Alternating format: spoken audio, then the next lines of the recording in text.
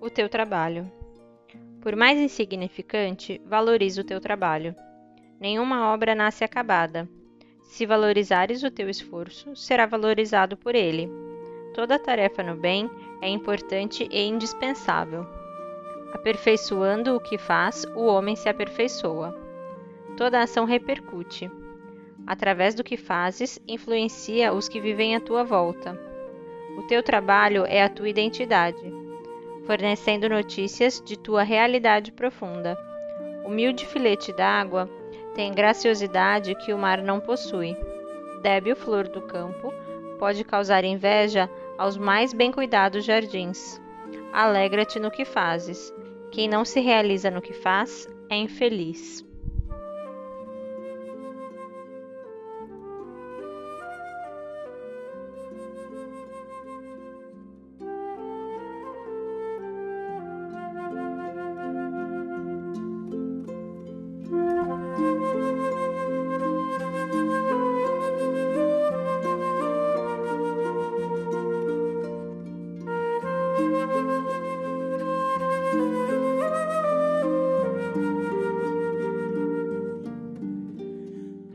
Olá, tudo bem?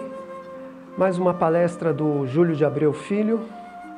Hoje quero pegar aqui um ensinamento de Jesus, que é a purificação do templo. Em Marcos, no capítulo 11, versículo de 15 a 19, a gente vai ler sobre esse simbolismo da purificação do templo. Isso vai ocorrer quando Jesus entra em Jerusalém, naquela semana em que no domingo ele entra para a Páscoa, que é conhecido como nós aqui conhecemos como Domingo de Ramos, em que Jesus entra em Jerusalém e uma das primeiras ações de Jesus para dar o ensinamento é ir ao Templo de Jerusalém. Se a gente voltar para entender há 2000 anos atrás o que era aquela situação ali em Jerusalém, onde o Império Romano dominava aquela região, e aquele templo passava por ali milhares e milhares de judeus e também não judeus. Historiadores falam em 10 mil, 15 mil, até 20 mil em um final de semana ali, passavam naquele templo. Então Jesus foi até o templo e aí que ocorreu a passagem da purificação do templo. Nós temos a sensação, a maioria pelo menos dos cristãos, tem a sensação nessa passagem de que Jesus chegou lá e teve um ataque de ira, um ataque de raiva e começou a quebrar, a derrubar e a xingar aquelas pessoas que estavam ali negociando as coisas de Deus. Mas nós espíritas, a gente tem que ter um olhar um pouco mais aprofundado do o que realmente Jesus deve ter feito ali há 2000 anos atrás. A grandeza espiritual do Cristo, a grandeza desse Espírito, faz com que a gente tenha dúvida se realmente ele teve ataque de ira. É que no mundo judaico, no mundo hebreu, existia muitos simbolismos e muitas ações dos profetas anteriores a Cristo, muitas ações eram simbólicas, eram teatrais, que era um jeito de fazer com que o povo entendesse aquela lição. Então eram feitos como se fossem grandes encenações para realmente chocar. O que Jesus ali vai fazer nesse momento é uma encenação, porque Jesus jamais iria sentir ira. Nem na sua crucificação, pregado, sendo torturado, ele sentiu raiva, ele ficou indignado, ele sentiu ira. Então a purificação do templo não tem essa cor carregada de desabafo, de ira, de raiva, de quebrar as bancas ali dos homens que trocavam dinheiro, dos homens que vendiam pombas. Não teve essa coloração. Ali o que Jesus fez foi uma grande encenação, e a gente também tem que lembrar que ele deve ter feito isso com muito cuidado, porque Roma dominava a região e do lado do templo tinha a Torre Antônia, onde tinha centenas de soldados romanos, que era como se fosse a polícia. E dentro do templo também tinham os guardas hebreus, judeus do templo. Então qualquer ação muito violenta e muito espalhafatosa levaria Jesus já a ser preso ali no primeiro dia já. Então, o que Jesus fez foi realmente ali uma ação simbólica, rápida e direcionada, de caso pensado, para dar o ensinamento para todo aquele povo, sem a ira, sem a raiva, sem esses sentimentos que são mais nossos, humanos, ainda iniciando a nossa trajetória, e não já de um espírito de tanta evolução. Tanto que no texto, se a gente for ler, a gente vai ver que não tem esse contexto de ira, de raiva. Vamos ler um trecho do capítulo de Marcos.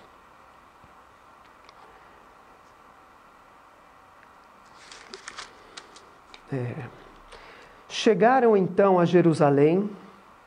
Ali entrou no templo e principiou a lançar fora os que vendiam e compravam no templo, e derrubou as mesas dos cambistas e as bancas dos que vendiam pombas. E não deixou ninguém carregar qualquer utensílio através do templo. Mas ensinava e dizia: não está escrito, minha casa será chamada casa de oração para todas as nações? Mas vós fizestes dela um covil de salteadores. E os principais sacerdotes e os escribas ouviram isso e começaram a procurar um meio de destruí-lo, pois estavam com temor dele, porque toda a multidão ficava continuamente assombrada com o seu ensino. E sempre que ficava tarde do dia, saíam da cidade. Aqui nessa passagem, não tem a interpretação, não dá nenhuma interpretação de que Jesus estava irado, em que Jesus estava indignado. Aqui, na passagem, diz sim que ele derrubou, que ele pôs fora, tudo dentro de uma teatralização para chamar a atenção do povo e querendo dar ensinamentos. E se a gente pegar também, aqui tem uma mensagem muito importante que Jesus deixa, da fala dele, né? Aqui no meio, ó. Minha casa será chamada casa de oração para todas as nações. Olha só que interessante, Jesus falava como um judeu, para o povo hebreu, e no entanto ele deixa claro para esse povo, para todas as nações, para todos, sendo ou não judeu. E a outra questão aqui, para a gente pescar nessa mensagem, diz que Jesus está ensinando com isso, com essa ação. Então, essa é a passagem bíblica da purificação do templo. Agora vamos trazer um pouco para pensamentos espíritas do século XXI sobre o templo que nós temos. O nosso templo, o templo espírita, o templo católico, o protestante, tanto faz. Se é uma igreja, uma sinagoga, uma mesquita, um terreiro, um centro, não importa o templo. Aqui, na mensagem, a gente pode pensar assim, é um templo físico, de tijolos, é uma instituição, esse templo, em que muitos utilizam ele erroneamente. Mas eu quero pôr um pensamento além só desse templo. Eu quero colocar para a gente 4 templos. 2 templos no plural e 2 templos no singular. No plural, eu quero pôr esse templo social, que é o nosso centro, que é a nossa catedral ou a nossa mesquita, não importa. Quero pôr um segundo templo no plural, que seria a família, o templo, o nosso lar, aquele que é o nosso lar, como um templo também. E 2 no singular, um templo que é o nosso corpo físico, esse corpo físico que habitamos, com membros, cabeça, tronco, órgãos. E um último templo, também singular, que é um templo espiritual, que aí seria como um coração, mas não um coração físico, que esse está no terceiro templo, que é o corpo. Seria uma caixa onde guardamos os sentimentos. Então, o último templo, que seria o espiritual, para a gente pensar, esse templo onde a gente guarda os nossos sentimentos. Todos esses nossos 4 templos que nós temos, o social, o familiar, o corpo físico e a nossa caixa de sentimentos. A gente viola todos eles, a gente raça humana. A raça humana viola todos esses templos. Todos esses templos precisam ser reestruturados. Todos esses templos precisam ser ajeitados, arrumados, limpos. É uma questão para a gente pensar. O nosso templo social, o nosso centro espírita, ali a gente trata e cuida bem de todos que estão ali, encarnados e desencarnados, com os interesses nobres, com os interesses nas moedas espirituais, ou com os interesses particulares, querendo trocas com Deus. Nas igrejas, em qualquer outro lugar, a gente vai nesse templo físico, nessa instituição, querer trocar com Deus. Eu dou isso e Deus, você me devolve um emprego, você me devolve um carro, você me devolve outras coisas.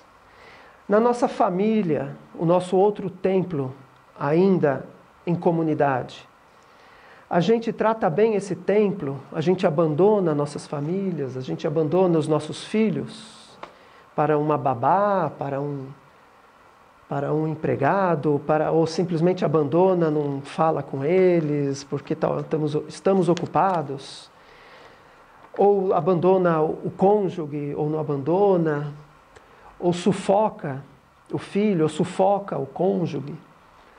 No templo pessoal, físico, o nosso corpo, a gente sufoca o nosso corpo com excessos de alimento, excessos de álcool, excessos de tabaco, excessos de ociosidade. Ficamos largados num sofá 40 horas, com os nossos excessos, esse templo corporal. O último templo, o espiritual, a nossa caixa de sentimentos. A gente também manipula os nossos sentimentos para ter proveito em cima do sentimento do outro.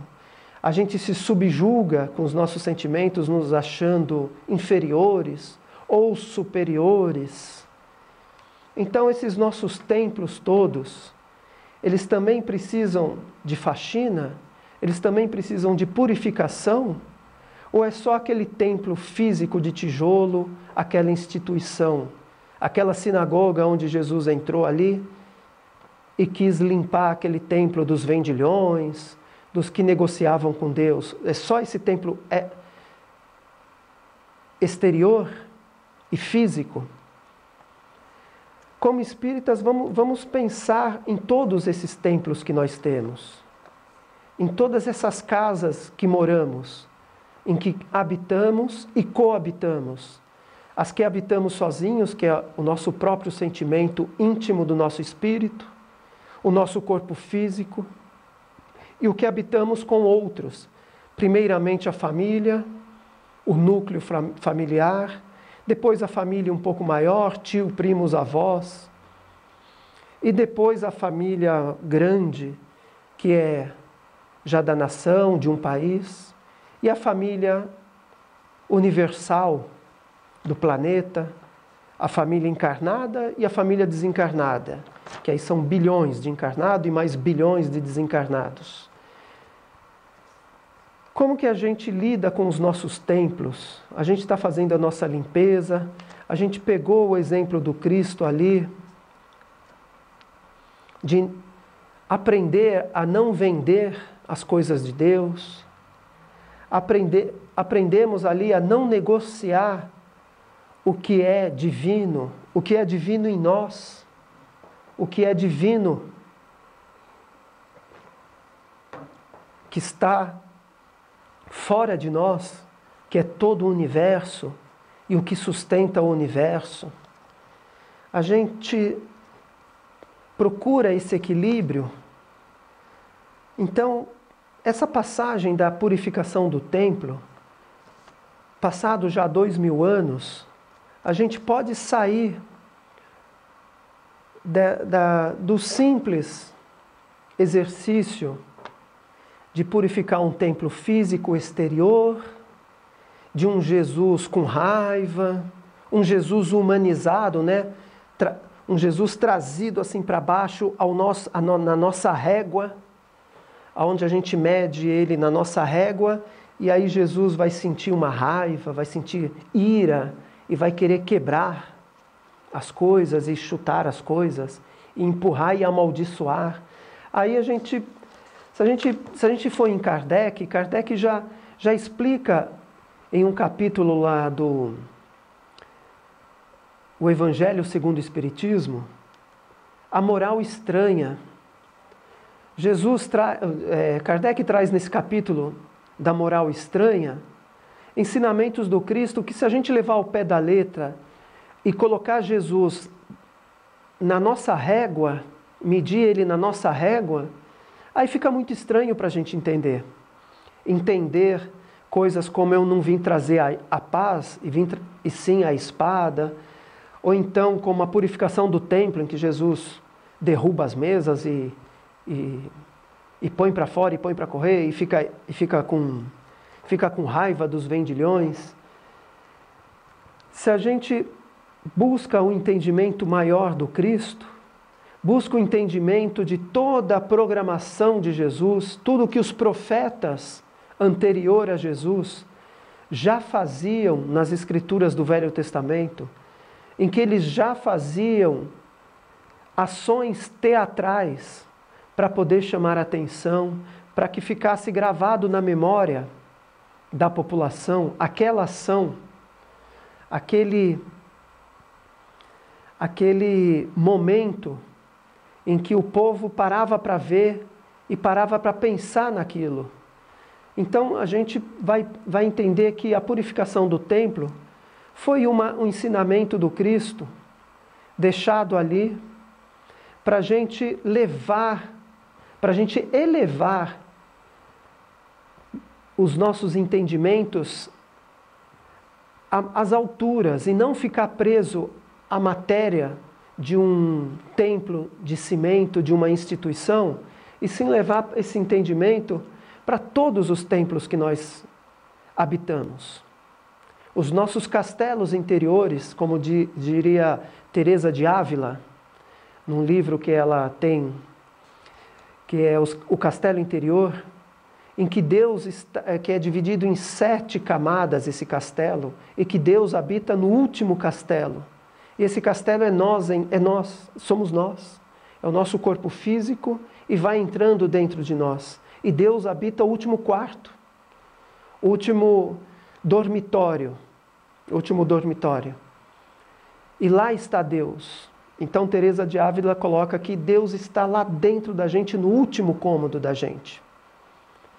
Então os templos também estão dentro de nós e são os principais templos a serem reestruturados, são os principais templos a serem limpos. Nós espíritas usamos muito aquela expressão da limpeza interior, né? Da faxina interior, da faxina íntima, né? Da limpeza íntima. Então, essa reflexão que eu acho que a gente pode tirar também dessa passagem bíblica do Evangelho de Marcos, do capítulo 11, versículo do 15 ao 19. A gente ir além dos ensinamentos simplificados e buscar mais, buscar entender Jesus como um espírito crístico que na cruz, torturado, não sentiu ira, não sentiu raiva, perdoou, entendia perfeitamente a nossa condição ali. E essas passagens da moral estranha, a gente precisa levar realmente com um olhar já mais moderno, que o Espiritismo dá a chave para a gente entender. Um olhar de entender um Jesus como um espírito igual a nós, só que com muito conhecimento e muita moral, em que veio nos ensinar, em que veio trazer exemplos e que veio trazer aqui muitos ensinamentos. E nós, então, temos que trazer para os nossos entendimentos atuais, nossos entendimentos do século XXI, com a chave do Espiritismo, com essa beleza que foi os estudos de Kardec, inspirado pelos espíritos evoluidíssimos que vieram trazer para ele, no momento certo ali, derramar na humanidade esses ensinamentos, esses nobres ensinamentos, essa chave, e perceber que está além a busca do entendimento. Então vamos levar para a nossa reflexão de hoje, quando formos dormir, esses 4 templos. O templo social, o templo familiar, o nosso templo corpo físico e o nosso templo, a nossa caixa de sentimentos. E aí a gente fazer a limpeza, se possível começar da última, que é a última colocada aqui nos estudos, que é a nossa caixa de sentimentos, começar daí, para daí ir passando para as outras. Que Deus nos abençoe, que a gente consiga cada vez entender melhor esses ensinamentos do Cristo e mais profundamente, e colocar em prática, que é o principal. Graças a Deus. Agora vamos fazer a nossa oração final. Que Jesus abençoe a nossa casa, o nosso país. Quem puder pegar um copo de água, que nesse momento nossos amigos espirituais estão juntos da gente, eles podem nos ajudar e a água será fluidificada, suas moléculas serão transformadas. Quem precisar de um remédio X, terá o remédio X, se Deus permitir. Quem precisar de um remédio Y, Deus permitirá, e os espíritos conseguirão fazer com que essa água transforme em remédio. Que Jesus abençoe toda a nossa vida, que Jesus continue colocando em nossos caminhos todos os obstáculos que precisamos para evoluir. Se o obstáculo for doloroso, vamos ter paciência e vamos ter que vencer esse obstáculo por nossas próprias forças. Se o obstáculo for simples, vamos agradecer e, com um sorriso no rosto, passar esses obstáculos adiante e que nossas vidas sejam carregadas de luz, de paz e de harmonia. Graças a Deus.